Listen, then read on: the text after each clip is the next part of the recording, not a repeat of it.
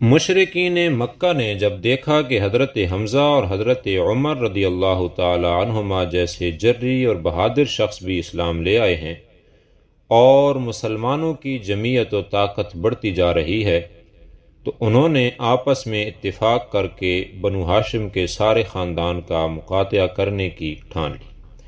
بنو ہاشم کا قصور یہ تھا کہ وہ مشرکوں کے مقابلے میں قبائلی دستور کے مطابق حضرت محمد مصطفیٰ صلی اللہ علیہ وآلہ وسلم کے سپر بنے ہوئے تھے۔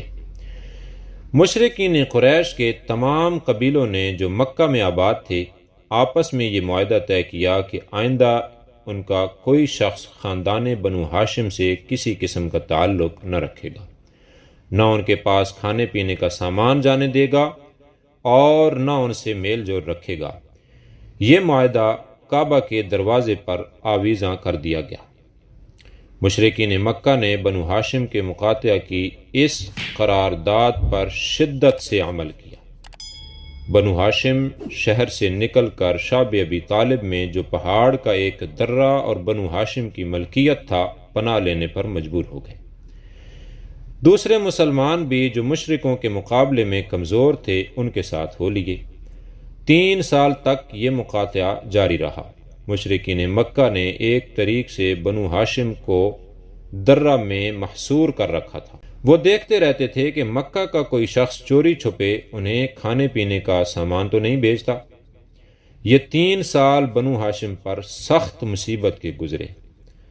بعض دفعہ وہ طلحہ، کیلے کی قسم کا ایک پودا کے پتے کھا کر بسر اوقات کیا کرتے تھے۔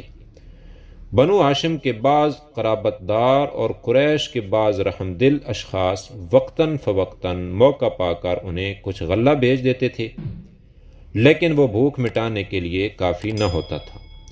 بنو ہاشم کے بچے درے میں بھوک کے مارے بلک بلک کر روتے تھے، تو سنگ دل قریش ان کی آوازیں سن سن کر خوش ہوا کرتے تھے۔ 3 سال اسی حال میں گزرے۔ اللہ اکبر! آخر مکہ کے بعض مشرکوں کو بنو ہاشم کی بے بسی پر ترس آیا۔ انہوں نے اس معاہدہ کو ختم کرنے کی تجویز اٹھائی اور ابو جہل جیسے شقی القلب مشرکوں کی مخالفت کے معاہدے کے زیر غور کاغذ کو در کعبہ سے اتار کر پھاڑ ڈالا۔ اس کے بعد اس تحریک کے محرک مطعم بن عدی، عدی بن قیس، زمعہ بن اسود، ابو البختری اور زبیر ہتھیار باندھ کر شعب ابی طالب کی طرف گئے اور بنو ہاشم کو وہاں سے نکال کر شہر میں لے آئے۔ یہ واقعہ حضور نبی کریم صلی اللہ علیہ وآلہ وسلم کے اعلان نبوت کے 10ویں سال پیش آیا۔